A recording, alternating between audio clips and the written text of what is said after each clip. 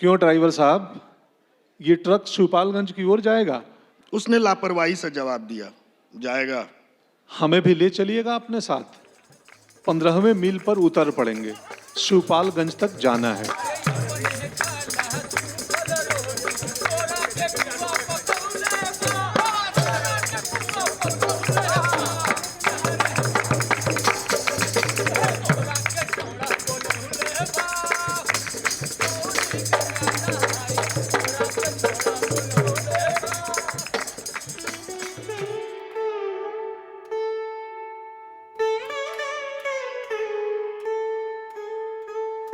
साल 1967, एक ऐसा समय जब भारत को कृषि के क्षेत्र में नई ऊंचाइयों को छूने की आवश्यकता थी। किसानों की मेहनत और सपनों को साकार करने के लिए एक सशक्त प्रणाली के रूप में भारतीय किसान उर्वरक सहकारी लिमिटेड यानी इफको की स्थापना की गई। खेती में अत्याधुनिक प्रौद्योगिकी और नवाचार को अपनाकर इफको आज पूरी दुनिया में भारतीय कृषि और सहकारिता का परचम लहरा रहा है।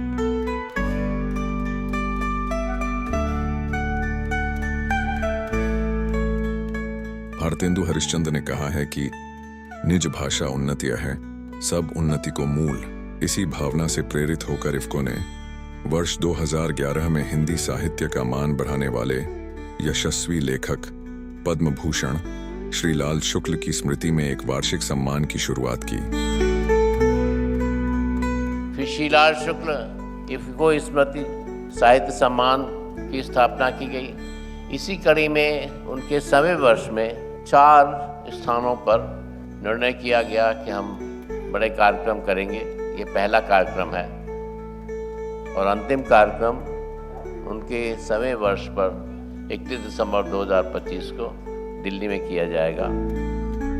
20वीं सदी के भारत के यथार्थ को हिंदी गद्य साहित्य के इतिहास में दर्ज कराने वाले श्रीलाल शुक्ल का जन्म आज से 100 साल पहले हुआ था। इफको श्रीलाल शुक्ल जन्मशती उत्सव पूरे वर्ष देश के विभिन्न शहरों में मना रहा है।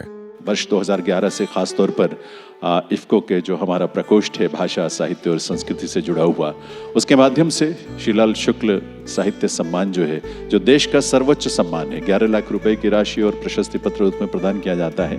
और बहुत ही प्रतिष्ठित साहित्यकार जिन्होंने ग्रामीण परिवेश को अपनी रचना के माध्यम से रूप और आकार दिया हो, ऐसे साहित्यकारों को उसमें सम्मानित किया जाता है। 20 मार्च 2025 को लखनऊ के इंदिरा गांधी प्रतिष्ठान में इस उत्सव को भव्यता से आयोजित किया गया।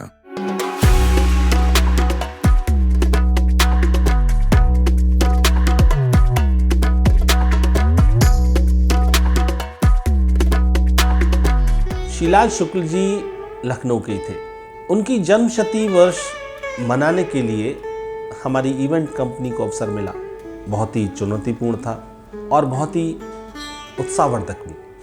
अगर उनकी कृति को लें राग दरबारी, तो राग दरबार की आत्मा तो शिवपालगंज है। तो हम अपने मन में विचार करके पहुंच गए शिवपालगंज।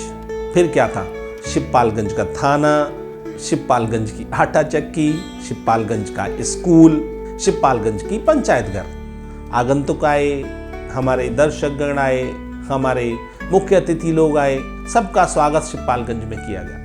शिवपालगंज में जैसे ही घुसे सबने वाह क्या शिवपालगंज है। राग दरबार की आत्मा तो शिवपालगंज ही थी। जीवंत करने का एक सुनहरा अवसर था हमारी कंपनी के पास। बनाया, खूब मेहनत करी और तैयार हो गया शिवपालगंज।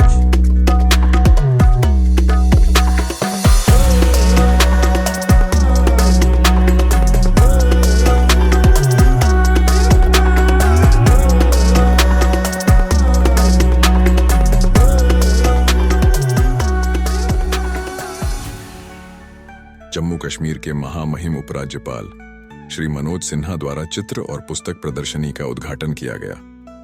इस आयोजन में साहित्य, राजनीति, सिनेमा और पत्रकारिता जगत के दिग्गजों ने बढ़ चढ़कर हिस्सा लिया। उनका सृजन केवल साहित्य तक सीमित नहीं था। सिविल सेवा के द्वारा समाज और राष्ट्र के लिए भी उनका दूसरा सृजन लगातार चल रहा था। उनकी चेतना में सिर्फ शब्दों के रंग नहीं थे, बल्कि अपने कर्तव्यों को निभाने का एक संयम भी था। 10 उपन्यास हैं उनके, 4 कहानी संग्रह आए हैं, अनेक और भी किताबें हैं, करीब 25 के ऊपर उनकी कृतियां हैं। और एक बहुत अच्छा कार्यक्रम ये शुरू किया है इफ़को के द्वारा। मैं इस तरह के कार्यक्रम को देख के अभिभूत हूँ। शायद ये भारतवर्ष में पहला ऐसा कार्यक्रम है जो इफ़को कर रही है। थोड़े अंश जो प्रकट किए गए, इनसे हमें पता चलता है कि श्री लाल शुक्ल जी किस तरह से समाज में जो स्थिति है उनको उठा के लेखक के रूप में, कवि के रूप में लोगों के साथ कैसे प्रस्तुत करते हैं, वही प्रस्तुति की आज भी इतनी लोगों के साथ जुड़ी हुई है। समाज में किस तरह के तनाव हैं, किस तरह के द्वंद्व हैं, टकराहटें हैं, या कहाँ किस तरह से चीज़ें स्मूथ चल रही हैं, कहाँ शांति है, कहाँ अशांति, उन्होंने हर चीज़ को उन्होंने देखा और फिर अपने तरीके से उन्होंने उनको उसमें उपन्यास के अंदर डालने की कोशिश की और वो बहुत सफलता के साथ किया। राग दरबारी में एक बहुत तीखा व्यंग्य है पूरे उपन्यास में, और कहीं कहा भी गया कि गांव की जो स्थितियां हैं उसमें अगर गांव वालों के पास ये व्यंग्य बोध ना हो तो इसके अलावा फिर वो सरवाइव करना भी इसके बिना मुमकिन नहीं है। और उन्होंने रचना धर्मिता की जो बातें शेयर की, शायद एक यंग लड़की के लिए एक बहुत बड़ा सबक था कि जो लिखना है पहले उसे महसूस करो। ऐसे विद्वान और ऐसे सबको समायोजित करने वाले और ऐसे सबको मित्र भाव से देखने वाले श्री लाल जी अद्भुत थे। वो जीवन ही जीवन के प्रतीक थे, हमेशा और मदद के लिए हमेशा तैयार, ज्ञान के विपुल भंडार। हम लोगों को ये होता था कि कब जाएं और उनसे मिलें, उनके साथ बैठने का मतलब था कि आप बहुत समृद्ध होकर उठेंगे। इधर 10-5 साल से एक शब्द आ गया है डिप्रेशन जी, तो सर ये राग दरबारी डिप्रेशन की दवा है। जहां से चाहिए खोल लीजिए, पढ़ लीजिए, मुस्कुरा दीजिए। न वो दबाव में आते थे किसी के, न साहित्यिक दबाव में आते थे और न किसी अफसर के दबाव में आते थे, क्योंकि वो चिट्ठी भी मैंने पढ़ी है जब राग दरबारी के प्रकाशित होने के बारे में सरकार ने कहा था या चीफ सेक्रेटरी ने कहा था कि भाई ये आपने तो सरकार का बड़ा भ्रष्टाचार, तो उन्होंने चिट्ठी में लिखा था कि क्या भ्रष्टाचार सरकार की नीति है? मैं जिसकी आलोचना कर रहा हूँ भ्रष्टाचार की कर रहा हूँ, तो क्या ये नीति है सरकार की?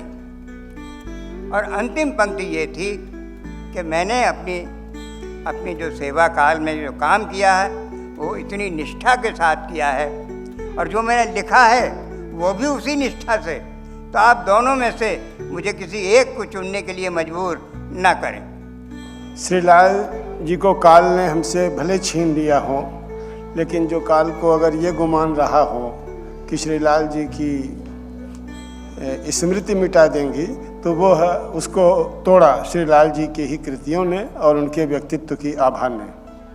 बाबा जहाँ भी होंगे वो ये चाहेंगे कि आगे चल के मैं कुछ ऐसा कर पाऊँ जिससे ना ही ये विरासत आगे बढ़े बल्कि मेरी भी एक अलग पहचान बने।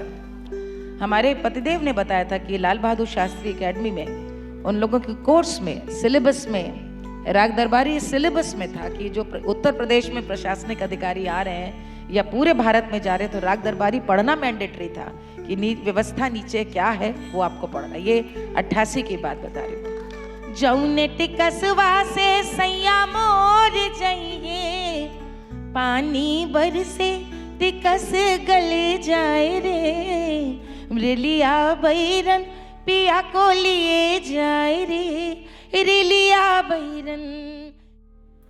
ग्रामीण भारत की कहानी जिसे एक कलम ने जी भर कर बयान किया। शुक्ल जी की लेखनी आज भी प्रासंगिक है और समाज को समझने की नई दृष्टि देती है। इफ़को सिर्फ एक उर्वरक निर्माता नहीं बल्कि किसानों की आत्मनिर्भरता, खुशहाली और आर्थिक प्रगति का प्रतीक बन चुका है। साथ ही जनमानस के सांस्कृतिक उत्थान हेतु देश की श्रेष्ठतम साहित्यिक सांस्कृतिक विरासत को संजोने, संवारने और घर घर तक पहुंचाने के लिए इफ़को सदैव तत्पर है।